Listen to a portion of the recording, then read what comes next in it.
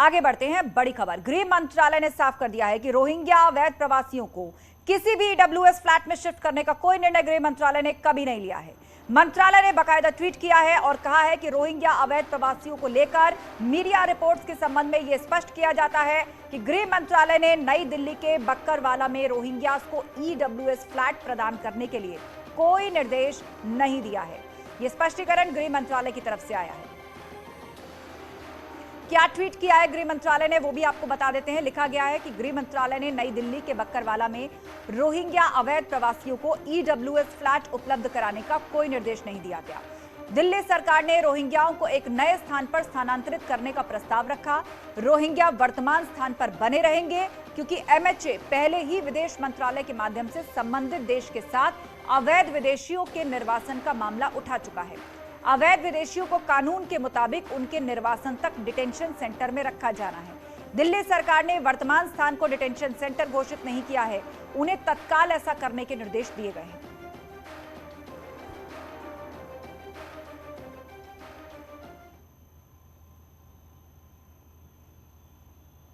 उधर देश की सीमाओं पर बढ़ती चुनौतियों के बीच रक्षा मंत्री राजनाथ सिंह ने मंगलवार को सेना को हथियार सौंपे। इनमें AK-203 और F-इंसास राइफल्स के अलावा नई एंटी पर्सनल माइन निपुण भी शामिल है। अमेठी में बने AK-203 राइफल को रक्षा मंत्री ने सेना को सौंपा। आप भी देखिए। मैं एक फ्यूचर इन्फेंट्री सोल्जर को दर्शाता हूँ। सीमा भारतीय सेना ने एक मॉडर्न इन्फेंट्री सोल्जर के लिए एक लेथली फॉरवर्ड बढ़ाने के लिए AK-203 असॉल्ट राइफल को एक्टिव किया है, जिसका रेंज 300 मीटर है। यह AK सीरीज का पहला स्वदेशी एकमात्र हथियार है। दूसरा, सर्वाइवेबिलिटी।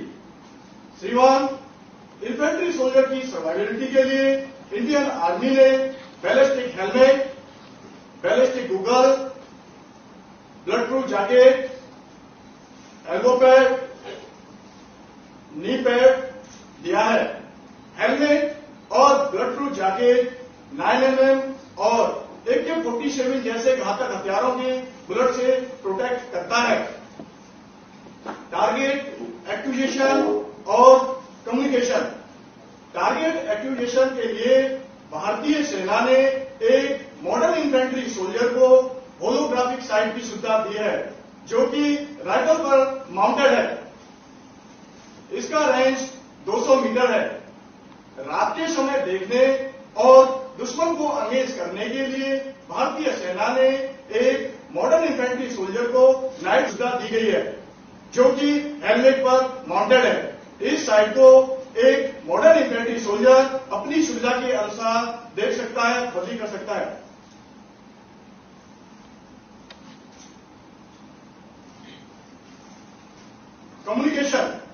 कम्युनिकेशन के लिए भारतीय सेना ने एक इन्फेंट्री सोल्जर को कमांडर हेडसेट, जो कि हैंड फ्री काम करता है, की सुविधा दी है। इसके द्वारा एक मॉडर्न इन्फेंट्री सोल्जर अपने साथियों और अपने कमांडर के संपर्क में रहता है। जय हिंद श्रीमान। मैं एक फ्यूचर इन्फेंट्री सोल्जर को दर्शाता हूँ। श्रीमान,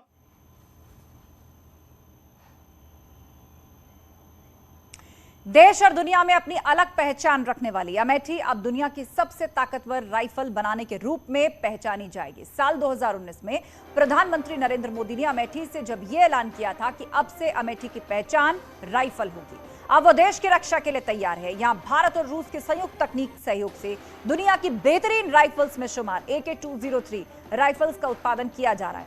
AK-203 राइफल सैनिकों के लिए किसी वरदान से कम नहीं है।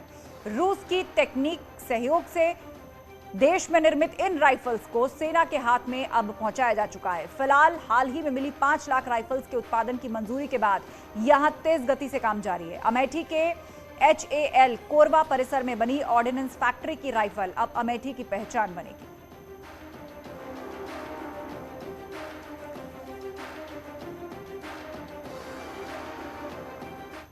2019 में देश के प्रधानमंत्री नरेंद्र मोदी ने मंच से ऐलान किया कि अमेठी में दुनिया का सबसे शक्तिशाली राइफल बनेगा, जिसके बाद ये प्रक्रिया शुरू हुई। इसको लेकर देश के रक्षा मंत्री राजनाथ सिंह ने मंगलवार को देश की सेना को यहाँ का अत्याधुनिक हथियार सुपुर्द कर दिया, जो देश के दुश्मनों को अब मुंहतोड़ जवाब देगा। तो कहीं ना कहीं अमेठी की इस उपलब्धि पर अमेठी वासियों को भी बहुत गर्व है कि उनके यहाँ से निर्मित AK-203 अब दुनिया में अपनी अलग पहचान रखेगी।